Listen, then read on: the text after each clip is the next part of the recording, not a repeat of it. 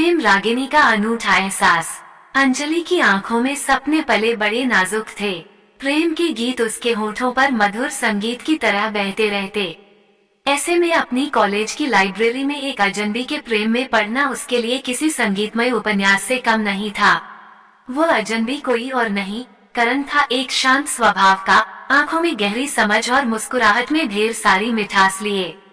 अंजलि को पहली दफा करण तब मिला जब एक किताब को लेने के लिए दोनों ने साथ में हाथ बढ़ाया। किताब पर उंगलियों का स्पर्श महसूस होते ही दोनों की निगाहें मिली और उस लम्हे ने उनके दिल के तारों को जैसे छेड़ दिया। दिन बीतते गए और लाइब्रेरी की यह छोटी सी मुलाकात बेंच पर बातों में बदल गई। अंजलि एक कहानीकार थी और करण उसकी कहानियों में उसका पहला पाठक।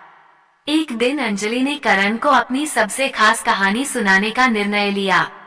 ये कहानी एक ऐसी राजकुमारी की थी जो अपने सपनों के राजकुमार की प्रतीक्षा में थी।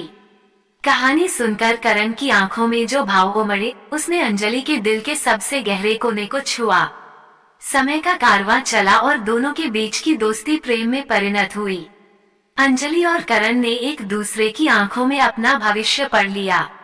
बागों में साथ चलने, चांदनी रात में सितारों के नीचे बातें करने और प्राचीन किलों को देखने जैसी सरल चीजों में वे असीम खुशियां पाते। उनके प्यार की मिठास समय के साथ और भी गहरी होती गई।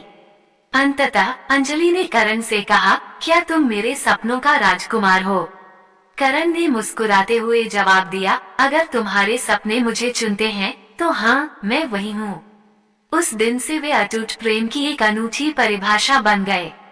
उनका प्रेम संगीतमय हो गया, जिनके हर स्वर में आत्मीयता और विश्वास की धुन थी। अंजलि और करण का प्रेम संसार के सब बंधनों से परे था। जब भी वे साथ होते, उनके चारों ओर का माहौल ही बदल जाता। चाहे वे बातें कर रहे हों या एक दूसरे के साथ चुपचाप बैठे हों, उनका प्यार अनकही भाषा में बातें करता। करण अंजलि को हर रोज एक नया सरप्राइज देने की सोचता। कभी वो उसके लिए गिटार बजाता तो कभी उसकी पसंदीदा किताब से प्यारे अनशन को चुपके से उसके बैग में रख देता। अंजलि भी करण के लिए अनोखे उपहार बनाती। वो उसके लिए खूबसूरत पेंटिंग्स बनाया करती थी, जिनमें वे दोनों अपनी खुशहाल दुनिया में घिरे होते। जब भी शहर में बारिश होती, वे दोनों चुपचाप किसी छतरी के नीचे खड़े होते और प्रकृति के इस खेल को निहारते। कभी कभी वे बारिश में भीगने की परवाह किए बिना सड़कों पर नाचते और अपने प्रेम को बारिश की बूंदों के साथ मिला देते। वक्त के साथ करण और अंजलि की जिंदगी में कई उतार चढ़ाव आए, लेकिन उनका प्यार कभी कमजोर नहीं पड़ा। जब कभी करण के सपने धुंधले पड़ते, अंजलि का विश्वास उसे नई ऊर्जा से भर देता। और जब कभी अंजलि मायूस होती, करण का हास्य उसके चेहरे पर मुस्कान बिखेर देता। दोनों के बीच कोई शब्द नहीं होते, फिर भी उनकी आंखें सब कह देती। करण अंजलि के लिए वह आदमी था जो उसके सपनों में आता था, और अंजलि करण के लिए वह संगीनी थी जो उसकी हर धड़कन में बसी होती थी। करण ने एक दिन फैसला कर लिया कि वह अंजलि को अपने प्यार का इजहार एक खास तरीके से करेगा। उसने अंजलि को एक नाव की सैर पर ले जाने का निमंत्रण दिया, जिसकी कोई भी लड़की सपने में ही कल्पना कर सकती थी। सुनहरा सूरज ढल रहा था और पानी पर उसकी लालिमा बिखरी हुई थी। नाव के बीचों बीच एक खूबसूरत टेबल सजा था।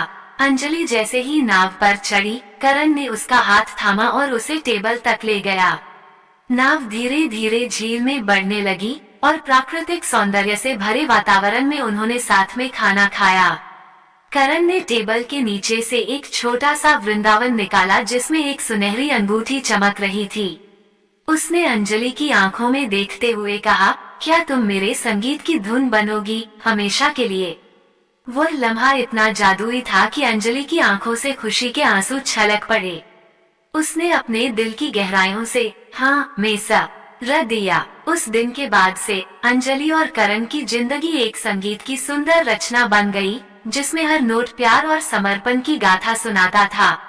वे साथ में जीवन के सुर और ताल को समझते गए और एक दूसरे के साथ हर पल को खुशियों से भरते गए।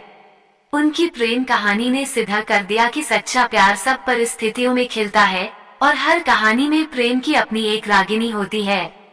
आपको ये कहानी कैसी लगी हमें कमेंट कर जरूर बताएं। इसी तरह की अच्छी कहानियाँ आप यहाँ पर पढ़ सकते हैं। यहाँ उपस्थित शिक्षाप्रद कहानियाँ आपका मनोरंजन करने के साथ दिशा भी देंगी। तो बने रहिए हमारे साथ और हमारे प्रयास को सफल बनाएं।